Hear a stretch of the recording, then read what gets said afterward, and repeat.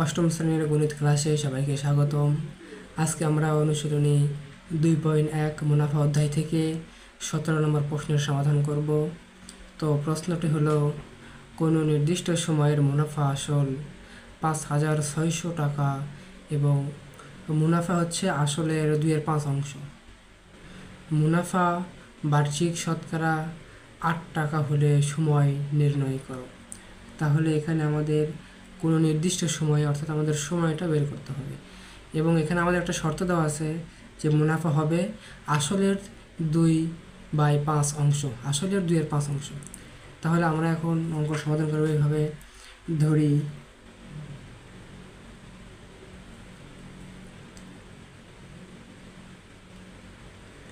ধরি আসল বা মূলধন ধরলাম 5 টাকা। তাহলে আমরা মূলধন 5 টাকা ধরলাম কেন?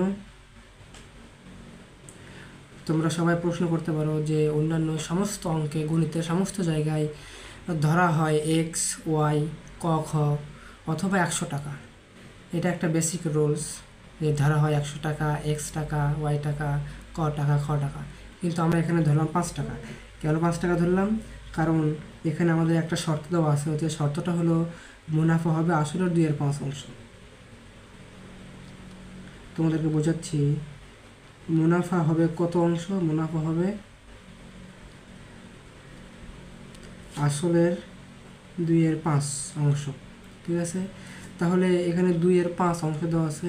আমরা যদি আসল ধরি 5 টাকা, তাহলে এখানে 5 এবং 5 কাটাকাটি করতে আমাদের সুবিধা, সেই জন্য আমরা আসল ধরলাম 5 টাকা। তাহলে আসল 5 টাকা হলে গুণন উপরে 2 নিচে 5 কাটাকাটি করলে মুনাফা হয় হচ্ছে 2 টাকা। মুনাফা 2 টাকা। তাহলে মুনাফা আসল কত হবে?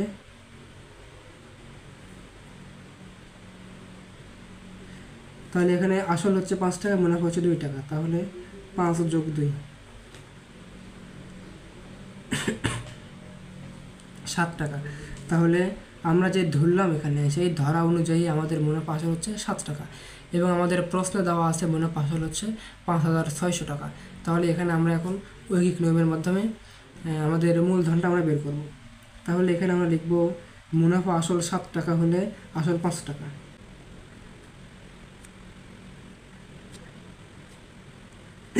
মুনাফা আসল 7 টাকা হলে আসল 5 টাকা। তাহলে মুনাফা আসল 1 টাকা হলে আসল হচ্ছে 5/7 টাকা। তাহলে মুনাফা আসল, আমাদের প্রশ্ন দেওয়া আছে মুনাফা আসল হবে 5,600 টাকা। 5,600 টাকা হলে আসল হবে আমাদের উপরে 5 নিচে 7 যা আছে তাই, এখানে 5,600 এখানে সেটা গুণ হবে। তাহলে আমরা 5 গুণন 5,600 গুণ করার পরে যদি আমরা 7 দিয়ে ভাগ দিই, তাহলে আমাদের মূলধন আসে বা আসল হচ্ছে 4,000 টাকা। তাহলে আমাদের আসল বা মূলধন আসলে আমাদের কত টাকা? 4,000 টাকা। আসল 4,000 টাকা হলে প্রশ্ন দেওয়া আছে মুনাফা আসল 5,600 টাকা। তাহলে মুনাফা হবে কত? অতএব মুনাফা আসল প্রশ্ন দেওয়া আছে 5,600 টাকা। তাহলে আমরা মুনাফা আসল থেকে আসল 4,000 আমরা বিয়োগ করে দিলাম। তাহলে এটা আমাদের বের হবে হচ্ছে মুনাফা। তাহলে বিয়োগ করলে হয় 1,600 টাকা। তাহলে আমাদের আসল বের হলো 4,000 টাকা, মুনাফা বের হলো 1,600 টাকা। তাহলে চলো আমরা এখন পরবর্তীতে সমাধান করব। এবং এখানে 8 প্রশ্নে দেওয়া আছে মুনাফার হার হবে 8 টাকা। প্রশ্নে দেওয়া আছে মুনাফার হার হবে 8 টাকা, অর্থাৎ 8 টাকা মানে হচ্ছে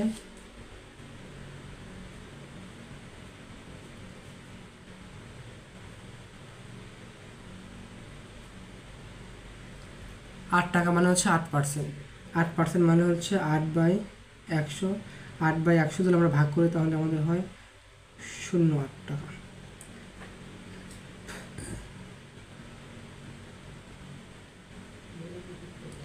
আমরা জানি সরল মুনাফা আয় সমান হচ্ছে PRN। তাহলে যেহেতু আমাদের বের করতে হবে সময়, তাহলে আমরা সময়টা এই পাশে নিয়ে আসলাম। নিয়ে আসার পরে উপরে থাকবে তাহলে আয়, নিচে আসবে হচ্ছে P এবং R। তাহলে আয় মানে হচ্ছে মুনাফা, তাহলে আমরা এর আগের পৃষ্ঠায় মুনাফা কত টাকা বের করেছি, মুনাফা বের করেছি হচ্ছে 1600 টাকা। মূলধন পি, মূলধন বা আসল আমরা বের করেছি হচ্ছে 4000 টাকা, গুণন আর এর মুনাফার হার, মুনাফার হার হচ্ছে 0.08। তাহলে আমরা যদি 4000 গুণন 0.08 এটা গুণ করে নেওয়ার পরে 1600 দিয়ে এটাকে আমরা ভাগ করি, এটা দিয়ে আমাদের 1600কে ভাগ করি, তাহলে আমাদের ভাগফল আসে হচ্ছে 5, অর্থাৎ সময় হচ্ছে 5, অর্থাৎ n সমান 5, সময় 5 বছর। ওকে, এটাই আমাদের অ্যান্সার। তোমরা একটা স্ক্রিনশট দিয়ে নাও।